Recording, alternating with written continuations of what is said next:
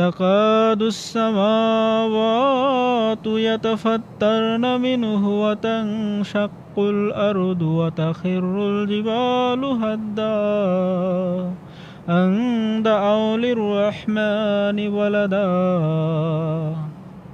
দাজ্জাল শেষ যুগের সবচেয়ে বড় নৈরাজ্য। মহানবী সাল্লাল্লাহু আলাইহি সাল্লাম বিভিন্ন হাদিসে নানা আঙ্গিকে দাজ্জালের বর্ণনা দিয়েছেন। এর মধ্যে বুখারী ও মুসলিম শরীফের কিতাবুল ফিতানে বর্ণিত হাদিসগুলো বিশেষভাবে প্রণিধানযোগ্য।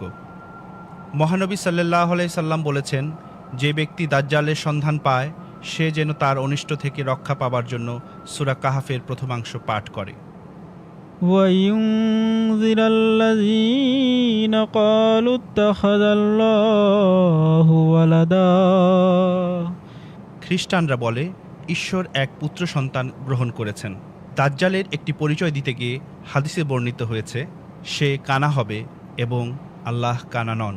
আরও একটি হাদিসে হযরত মুহাম্মদ মুস্তাফা সাল্লাল্লাহু আলাইহি সাল্লাম বলেছেন, দাজ্জালের ডান চক্ষুটি কানা হবে, যেন তা ফোলা আঙুরের ন্যায়, অর্থাৎ তার ধর্ম এবং নৈতিকতার দৃষ্টি অন্ধ হবে, কিন্তু তার জাগতিক দৃষ্টি প্রখর হবে। তৃত্ববাদ হচ্ছে ধর্মজগতের বিশৃঙ্খলার চরম রূপ, যা পাপাচারের বৈধতা দান করে। কেননা তাদের মতে ঈশ্বরপুত্র ঈশ্বর যিশু নাকি পাপের প্রায়শ্চিত্ত করে, পাপের বোঝা বহন করে ক্রুশে মৃত্যুবরণ করেছেন। দাজ্জালের পরিচয় সম্বন্ধে হাদিসে বিস্তারিতভাবে আরও বর্ণিত হয়েছে, দাজ্জাল একটি যুবককে চিহ্নিত করে দ্বিখণ্ডিত করে পুনরায় ডাক দিবে এবং সে তার ডাকে হাসতে হাসতে সাড়া দিবে। দাজ্জাল পতিত জমিকে আদেশ দিবে, পতিত জমি ফসল ফলাবে। দাজ্জাল প্রত্নতাত্ত্বিক ধনসম্পদ গ্রাস করবে এবং এর ধনভাণ্ডার তার অধীনস্থ হয়ে যাবে। সে ইরাক ও সিরিয়ার মধ্যবর্তী স্থানে প্রকাশিত হবে, অর্থাৎ মধ্যপ্রাচ্যের বিষয়াবলিতে তার আত্মপ্রকাশ ঘটবে, আর সে ডানে এবং বামে ছুটে বেড়াবে। দাজ্জালের চলাচল এমন মেঘের গতিতে হবে যাকে তীব্র ঝঞ্ঝাবায়ু ধেয়ে বেড়ায়।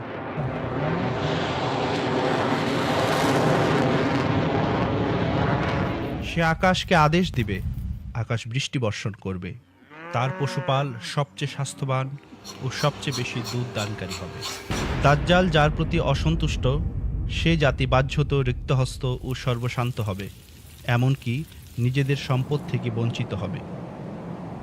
দাজ্জালের আবির্ভাবকালে ইয়াজুজ মাজুজ সম্পর্কে হাদিসে বর্ণিত হয়েছে, আল্লাহ জানিয়েছেন, আমি আমার এমন বান্দাদের উদ্ভব করেছি যাদের বিরুদ্ধে যুদ্ধে দাঁড়ানোর মতো ক্ষমতা কারোরই নেই, সুতরাং তুমি তাদেরকে নিয়ে তুর পর্বতে আশ্রয় নাও, অর্থাৎ শরীয়তের শিক্ষার আশ্রয় নাও।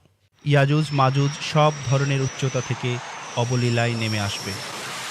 দাজ্জাল বিশাল সেনাবাহিনীর অধিকারী হবে।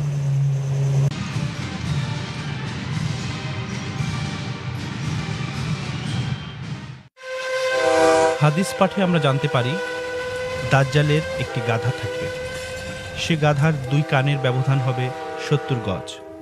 দাজ্জালের গাধার কপালে চাঁদ থাকবে। দাজ্জালের গাধার মাথায় কালো ধোঁয়ার পাহাড় হবে। গাধা সকাল সন্ধ্যা চলবে। সে যখন লোকজনকে ভ্রমণের জন্য ডাকবে তখন কয়েক মাইল দূর হতে তার ডাক শোনা যাবে। প্রবল ঝড়ের মুখে মেঘ যেমন উড়ে যায়, দাজ্জালের গাধার গতি তদ্রূপ হবে। 6 মাইল দূরে সে পা রাখবে। আগুন ও পানি তার খোরাক হবে।